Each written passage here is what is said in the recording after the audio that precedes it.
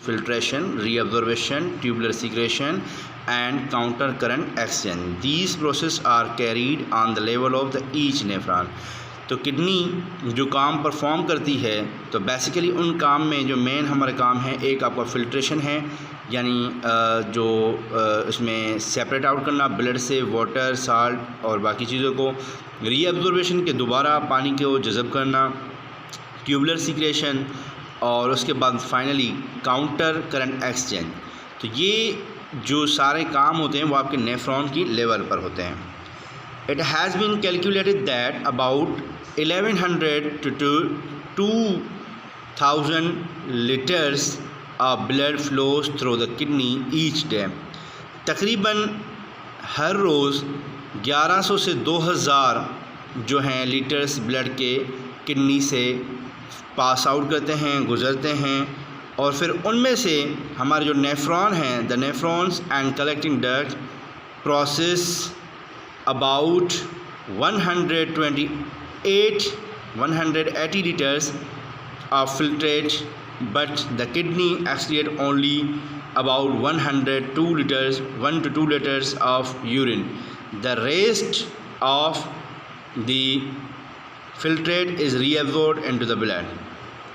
तो बेसिकली 1100 से 2000 litre pass out तो होते हैं वहाँ से, पर उनमें से सिर्फ 180 लीटर्स जो है ना वो कलेक्टिंग डक्ट जो हैं अपने प्रोसेस के दौरान जो हैं वहाँ से उनमें से सेपरेट आउट करती हैं। फिर उसमें से सिर्फ 1 या 2 लीटर जो हैं यूरिन के जो हैं वो बाहर निकाले जाते हैं, and the rest of filtrate जो हैं वो बाकी जो 180 लीटर से 1 और 2 लीटर निकालने के बाद जो यूरिन होगा उसके अलावा जो है बाकी पानी जो है रीअब्जॉर्ब किया जाएगा।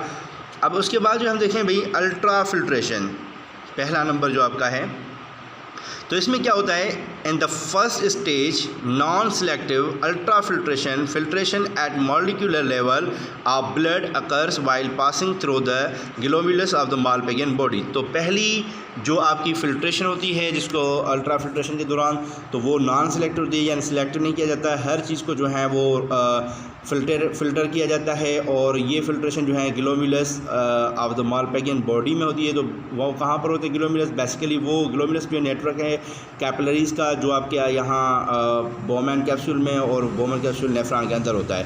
सो 2 factors are responsible for this ultra filtration. तो इसमें 2 फैक्टर्स रेस्पॉन्सिबल हैं, both the capillary wall of glomerulus and the wall of the Bowman capsule are sieve-like in nature, which permit all the molecules except plasma, protein and blood cells to pass through them। तो इसमें 2 चीज़ें जो involve हैं वो आपकी capillaries की walls जो कि ग्लोमेरुलस की हैं बेसिकली, और दूसरा आपका बोमन कैप्सूल जो है उसकी जो ट्यूब्स हैं वो जो सीव लाइक यानी ट्यूब लाइक नेचर में है। अब ये परमिट कर दिए सारे मालिक्यूल्स को कि प्लाज्मा से जो हैं वो जो सेपरेट आउट हो, एक्सेप्ट यानी कि यहाँ पर सिर्फ प्रोटीन और ब्लड सेल्स और ये जो है वो आपके सेपरेट आउट नहीं होंगे, ये फ़िल्टर नहीं होंगे, बाकी सारी चीज़ें फ़िल्टर हो जाएंगी। Blood pressure in glomerulus is high because the diameter of efferent arteriole is much less than that of the efferent आर्ट्रियूल।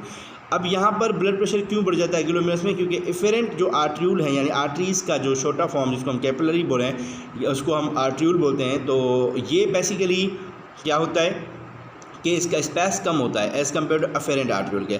Thus a hydrostatic pressure is generated which forces the smaller molecules of blood from glomerulus into the Bowman capsule.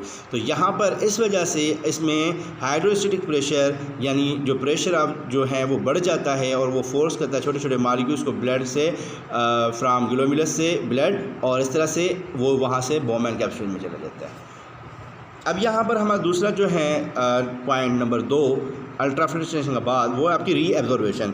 So active reabsorption of the glomerular filtrate occurs in the proximal convoluted tubule, so as large amount of filtrate is reabsorbed and returned to the circulation, hence here glucose, amino acids, water, salts are reabsorbed. तो सबसे पहले यहाँ पर क्या होता है कि आपकी रीअब्जॉर्बेशन के दौरान एक्टिव रीअब्जॉर्बेशन होती है, यानी एनर्जी का भी इस्तेमाल होता है। एक्टिव रीअब्जॉर्बेशन में आपकी दोबारा पानी को जो है वो रीअब्जॉर्ब किया जाता है, और इसमें ये जो ग्लोमेरुलर फिल्ट्रेट है ये आपकी प्रॉक्सिमल कन्वर्टेशन यानी पीसीटी जो कि एक फॉर्म है वेसल्स का, तो यहाँ पर ये रीअब्जॉर्बेशन जो है ग्लोमेरुलर फिल्ट्रेट से होकर फिर जो है प्रॉक्सिमल कन्वोल्यूटिव ट्यूबुल में, और इस तरह से फिर यहाँ पर ये फिल्ट्रेट जो है रीअब्जॉर्ब की जाएगी दोबारा, और इसको जो है फिल्ट्रेशन को रीअब्जॉर्प्शन करने के बाद उसको दोबारा ब्लड में भेजा जाएगा, जिसमें आपके फर्स्ट करोगे भाई ग्लूकोज है, अमाइनो एसिड है, वाटर है, साल्ट वगैरह है, तो इनको जो है दोबारा रीअब्जॉर्ब किया जाता है। अब reabsorption of water also occurs when the filtrate from the proximal convolutive tubule passes down into the descending limb of the loop of Henle. अब यहाँ पर पानी को भी जो है ना रीअब्जॉर्ब किया जाता है प्रॉक्सिमल कन्वोल्यूटिव ट्यूबुल में, जब वो पास होता है descending limb of loop of Henle. Descending बोलते हैं जो नीचे की तरफ जब वो आती है तो फिल्ट्रेशन, तो उसमें से पानी को यानी रीअब्जॉर्ब किया जाता है पीसीटी के अंदर, और ड्यूरिंग दी जो है डिसेंडिंग लिम्ब में जब वो पास डाउन हो पानी, और ये आपकी लूप ऑफ हैंडली यानी यूट्रन जो है वहाँ से वो किया जाता है। It is permeable to water and sodium but almost impermeable to any solute. तो ये आपके पानी के लिए जो है और सोडियम के लिए जो है वो परमिएबल होता है, बाकी चीज़ों के लिए ये यानी सॉल्यूट्स के लिए इम्परमिएबल होता है। Unlike the descending limb the ascending limb is impermeable to water. तो जैसे डिसेंडिंग लिम्ब में हमारा पानी जो है रीअब्जॉर्ब हो सकता था, तो वैसे आपका पानी जो है रीअब्जॉर्ब नहीं हो सकता है असेंडिंग लिम्ब के अंदर। तो here reabsorption of sodium and chloride ions takes place through the active transport. तो इस असेंडिंग लिम्ब में फिर आपके क्लोराइड आयंस और सोडियम आयन जो है वो रीअब्जॉर्ब होते हैं एक्टिव ट्रांसपोर्ट के दौरान। Sodium and chloride ions move out of filtrate and enter into the intestinal fluid where they are taken up by blood. तो ये आपके sodium ions and chloride ions जो हैं ये मूव आउट किए जाते हैं फिल्ट्रेशन से, जब वो इंटरस्टेशियल फ्लूइड में आते हैं तो वहाँ से उनको ब्लड में जो है टेकन किया जाता है, लिया जाता है, वहाँ पर सेंड किया जाता है। The fluid that leaves the ascending limb and collected by the distal convolutive tubule is slightly hypotonic to the blood plasma. अब ये जो फ्लूइड है जो असेंडिंग लिम्ब में आता है, तो जब वो वहाँ से कलेक्टेड करके डीसीटी में सेंड किया जाता है, तो ये आपके हाइपोटोनिक में यानी इसमें स्लाइटली हाइपोटोनिक होता है। अब हाइपोटोनिक उसमें होते हैं भाई जिसमें लो जो है ऑस्मोटिक प्रेशर हो, तो उसको ब्लड प्लाज्मा में सेंड किया जाता है। In the distal convolutive tubule concentration of various salts is adjusted under the influence of hormones. तो इस यानी डीसीटी के अंदर जो हार्मोन्स की आपकी कंसंट्रेशन है उसको भी एडजस्ट किया जाता है और साल्ट की कंसंट्रेशन को भी एडजस्ट किया जाता है। The filtrate being almost urine is now is pass into the collecting duct where the concentration of water in the filtrate is finally adjust. अब फाइनली यानी ये सारी चीज़ें एडजस्ट करने के बाद, जैसे हार्मोन, साल्ट या बाकी आयंस वगैरह को रीअब्जॉर्ब करने के बाद और वापस चीज़ों को भेजने के बाद, आपकी लास्ट जो आपका यानी यूरिन होता है वो कलेक्टिव डक्ट में चला जाता है और वहाँ से उसकी कंसंट्रेशन जो है पानी के साथ मेंटेन करके एंड इसको फाइनली जो है एडजस्ट किया जाता है। अब उसके बाद नंबर 3 आपका है ट्यूबुलर सीक्रेशन। सो ट्यूबुलर सीक्रेशन क्या है? At the level of both proximal as well as distal convoluted tubules, some poisonous substances as well as nitrogenous substances such as ammonia, urea, uric acid, creatinine are secreted from the blood directly into the filtrate by active transport। तो यानी third point में जो tubular secretion होती है उसके दौरान PCT और DCT के में दोनों में जो आपके पॉइजनस सब्सटेंस होते हैं जो कि नाइट्रोजनस सब्सटेंस भी कहलाते हैं, जैसे कि अमोनिया है, यूरिया है या यूरिक एसिड है या क्रेटिनाइन है, इनको दोबारा जो है वो सीक्रेट किया जाता है ब्लड से और डायरेक्टली उनको एक्टिव ट्रांसपोर्ट की मदद से फिल्ट्रेट किया जाता है। यानी इसमें आर सीक्रेटेड फ्रॉम ब्लड के ब्लड से सीक्रेट किया जाता है, वहाँ से लिया जाता है और उनको फिल्ट्रेट किया जाता है एक्टिव ट्रांसपोर्ट की मदद से। और नाइट्रोजनस बेसिस जैसे कि एडेड होते हैं इन दिस इसमें, जैसे एक्चुअली कि उनके जो मालिक्यूल्स होते हैं, जैसे फर्ज करें कि उनको स्कैप आउट करने हैं, उसको उससे जान छुड़ानी है, उसको सेंड करना है, तो ये फिल्ट्रेशन होती है कहाँ पर? इन ग्लोमेरुला है। Hydrogen and ammonia ions secretion from the interstitial fluid into the distal convoluted tubule plays important role in the maintenance of the acid base balance in the blood।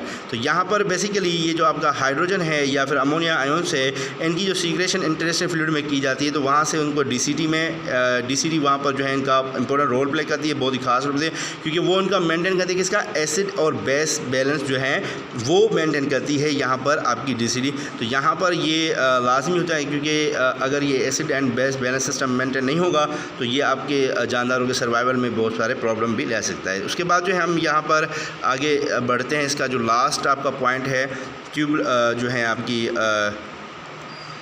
यानी काउंटर करंट एक्सचेंज के हवाले से तो यहाँ पर हमने जो पढ़ा है कि भाई फिल्ट्रेट फाइनली एडजस्ट के बाद नंबर 2 के बाद थर्ड पॉइंट हमने पढ़ा ट्यूबुलर सीक्रेशन, जो कि level of both proximal as well as distal था। तो यहाँ पर एसिड एंड बेस बैलेंस जो है वो मेंटेन किया गया। अब चौथा नंबर आपका है काउंटर करंट एक्सचेंज। तो there are the two counter current system operating in the medulla which are involve in the exchange of solutes and water. तो दो आपके काउंटर करंट जो हैं वो मेंटेन किए जाते हैं और वो मेडुला में किए जाते हैं। मेडुला किडनी का लाइटर रीजन है और ये दोनों जो हैं आपके सॉल्यूट और वाटर को मेंटेन करने में मदद करते हैं। अब इसमें देखिए कि वो आगे क्या कहते हैं फर्दर। तो यहाँ पर फर्दर अगर हम देखें, one of the counter current is termed as counter current multiplier in the loop of Henle. तो एक आपका काउंटर करंट वो है जिसको काउंटर करंट मल्टीप्लायर कहा जाता है और ये काउंटर करंट मल्टीप्लायर जो है लूप ऑफ हैनली में होता है। और उसके बाद दिस काउंटर करंट जो कि multiplier is involve in developing the concentration of ions across the medulla. तो ये मल्टीप्लायर का जो आपका काउंटर करंट है ये कंसंट्रेशन जो है आयोन्स की मेडुला के क्रॉस जो है वो मेंटेन करवाता है और उनको डेवलप करवाता है। And while passing passage of isotonic filtrate through the descending limb the reabsorption of water turns the filtrate gradually hypertonic to the tissue fluid. और फिर जैसे ही यानी ये कंसंट्रेशन जो मेडुला से क्रॉस होती है और फिर जब ये पैसेज जो है आइसोटोनिक फिल्ट्रेशन जो है डिसेंडिंग यानी जो लिम्ब्स की तरफ जाती हैं तो वहाँ पर पानी की रीअब्जॉर्प्शन होती है और यहाँ पर अब टिश्यूज़ के अंदर हाइपरटोनिक जो है वो यानी कंडीशन जो है बन जाती है। तो subsequently in the ascending limb the sodium and chloride ions are actively removed from the filtrate thus reducing the hypertonicity. तो इसलिए फिर क्या किया जाता है कि असेंडिंग लिम्ब से सोडियम आयन और क्लोराइड आयन्स को एक्टिव ट्रांसपोर्ट की मदद से रिमूव किया जाता है ताकि जो ये हाइपरटोनिसिटी है उसको कम किया जाए and turning it into the hypotonic और दोबारा इसको हाइपोटोनिक फॉर्म में ले आई। The sodium and chloride ions removed from the ascending limb slowly diffuse back and the descending limb. ये जो सोडियम आयन और क्लोराइड आयन्स हैं इनको असेंडिंग लिम्ब से दोबारा जो है रिमूव करके और डिसेंडिंग लिम्ब में जो है डिफ्यूज़ आउट किया जाता है। This maintain highest concentration of solutes, यानी इसमें ज़्यादा से ज़्यादा कंसंट्रेशन जो है वो सॉल्यूट की जैसे सोडियम या उसके अलावा जो है यहाँ पर यूरिया इन द मेडुला जो है वो आपकी मेंटेन की जाती है। Due to the hypertonic environment almost 90% of water of the filtrate is reabsorbed. Hypertonic condition की वजह से 90% जो आपका पानी होता है वो दोबारा रीअब्जॉर्ब किया जाता है। As a consequence urine passes outside the body is hypertonic to the body fluid. और जैसे ही इसको यूरिन को हम पासिस आउट करते हैं तो ये आपके बॉडी के हवाले से हाइपरटोनिक जो है बॉडी फ्लूइड के लेवल में बाहर जाता है। The other counter current system is composed of वासा रेक्टा और दूसरा जो आपका बना हुआ है वो काउंटर करंट वो वासा रेक्टा का है। The blood vessels that run parallel to the loop of Henle only about 1% of the blood that flows through the kidney passes through the vasa recta at a very slower speed. तो ये वासा रेक्टा जो कि आपके loop of Henle के साथ जो है वो नसें जुड़ी होती हैं, ये बहुत ही स्लोअर स्पीड में यहाँ पर ब्लड जाता है और तकरीबन वो ब्लड 1% होता है। तो यहाँ पर ये ब्लड जो सप्लाई वासा रेक्टा को प्रोवाइड की जाती है ये सफिशिएंट होती है उनके नरिशमेंट के लिए और उनके ऑक्सीजन के लिए जो कि सेल्स को रिक्वायर्ड हो। वो सेल्स किसके होते हैं? Cells of the medulla and also takes वो away the water absorbed from the filtrate without affecting the concentration gradient of medulla। तो ये यहाँ पर वासा रेक्टा में ये बहुत ही काफ़ी है उनके ऑक्सीजन और नरिशमेंट के लिए और उनके सेल्स की जो मेडुला में है और यहाँ पर उनको एब्जॉर्ब किया जाता है पानी को फ्राम फिल्ट्रेट्स में फिल्ट्रेट के अंदर से और बगैर किसी इफेक्टिंग के यहाँ पर कंसंट्रेशन जो है ग्रेडियंट ऑफ मेडुला की जो है वो मेंटेन की जाती है। तो स्टूडेंट्स यहाँ तक आपका ये आज का जो टॉपिक कंप्लीट होता है जो कि किडनी का रेगुलेटरी फंक्शंस हैं किडनीज़ के। तो यहाँ अगर कोई चीज़ आपको नहीं समझ में आई तो आप दोबारा जो है वहाँ से वो लाइन्स या वो लफ्ज़ या जो जहाँ पर समझ नहीं आया वो आप पूछ सकते हैं। Thank you.